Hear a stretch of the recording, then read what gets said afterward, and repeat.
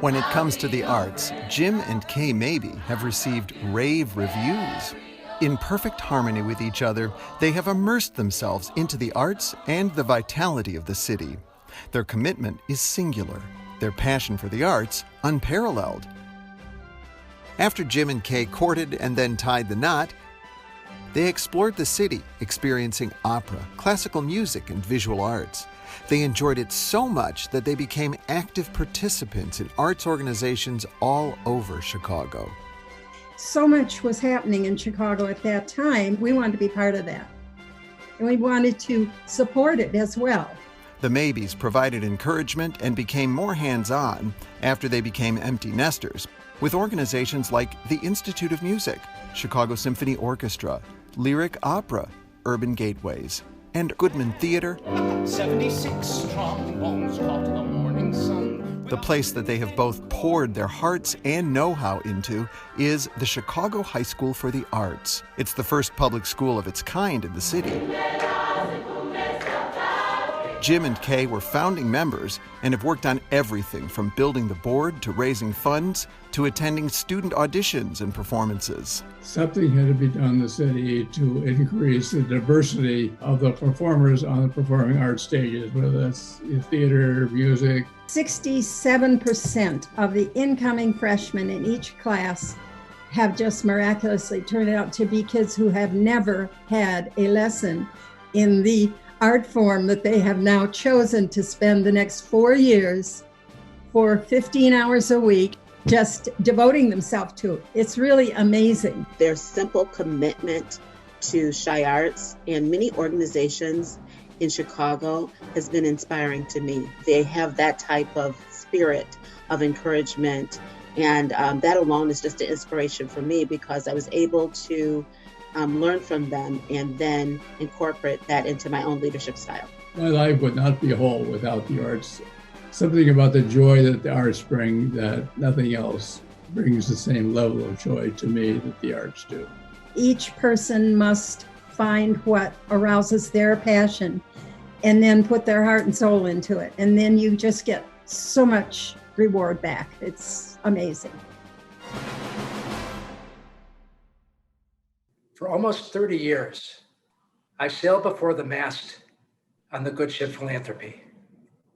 And tonight's opportunity to present the Theodore Thomas Making History Award for Distinction in the Performing Arts to Jim and Kay Mabie is one of the highlights of my career. I first had the pleasure of getting to know Jim and Kay when they co-chaired the opening night gala for the Chicago Symphony Orchestra, on whose board Jim and I sat. Now, over the years, I've had the chance to watch in action a number of Chicago's power couples. Usually, each member of the couple has her or his own sphere of influence with some overlap. Watching Jim and Kay in action, chairing meetings, developing plans, pursuing follow-up, I became aware that their overlap was greater than the sum of their separate spheres. For example, they jointly ran the meetings. If there was a disagreement between them, they worked out smoothly in front of us and moved on. It became clear to me that Jim and Kay were far more than just a power couple. They were a couple that was powerful. Those first encounters made an impression on me. And so when I was involved in the early stages of creating Chicago's first public high school for the arts, Chi Arts, I was an enthusiastic supporter of the suggestion that we consider approaching Jim and Kay to become the first chairs of our board of directors. When we met with Jim and Kay, the meeting did not turn out to be either a quick or an easy sell. It took several more meetings of challenging questions and rich, deep discussions. But once Jim and Kay said yes, they rolled up their sleeves and began years of hard work, including building a board, identifying and recruiting an executive director, navigating the Byzantine inlets and shoals of Chicago public schools, and raising lots of money. While many played a role in the success that is Chi Arts, if it weren't for Jim and Kay providing their effective leadership early on, each in turn serving as board chair, we wouldn't today have this wonderful resource in Chicago, offering first-class academic and arts education to Chicago's diverse young people, and serving as a pipeline of local talent for our city's arts organizations. One of the other things that has impressed me about Jim and Kay over the years is that their interests and impact are wide, varied, and deep. While both have been involved with traditional, prominent charities, they have not hesitated to take on causes that are difficult and not always popular, such as feeding the homebound and providing job training and placement for the most disadvantaged and challenged in our society. Separately, each has his or her own set of gifts. Recognized as one of the country's top national wealth managers, Jim has vast experience in business and finance, talents that he's brought to bear in his many board chairmanships. I've had the benefit of serving on several boards with successful business leaders, and Jim is one of those rare individuals who has found the right balance between an insistence on fiscal responsibility and leading with a big heart. Kay, who has served as chair of the Music Institute of Chicago and director of Glenbrook Meals at Home, is a strategic thinker who asks the right questions at the right time. An indefatigable worker, Kay is known as a thoughtful, kind, and optimistic diplomat who, when appropriate, will not pull her punches. The wonderful thing about Jim and Kay is that when they commit to a cause, they are not just in, they are all in. If I were designing a coat of arms for the Mabies, the motto that I would put at the bottom would be, whatever has our touch, it is better for the touching. Above all, Jim and Kay are deeply and sincerely modest people. For example, Jim and Kay would shudder at the idea of people regarding them as a power couple. I am honored to present my friends, Jim and Kay Mabie, a couple that is powerful, the Theodore Thomas Making History Award for distinction in the performing arts. Kay and I are honored to be receiving this award. We're big fans of the city and of the arts that thrive here. Are we artists or actors or musicians? No. But our lives have been enriched by what appreciation of the arts has taught us. We find the arts invigorating and refreshing. They bring ideas together that combine in different ways and lead to new conclusions and experiences and those wonderful aha moments. The arts teach us to deal with bigger ideas and complicated thinking, integrating diverse thoughts in new ways. This is the kind of mindset that young people need for the future. In education, the arts can equip students to thrive in a changing environment by stimulating the creativity and innovative thinking.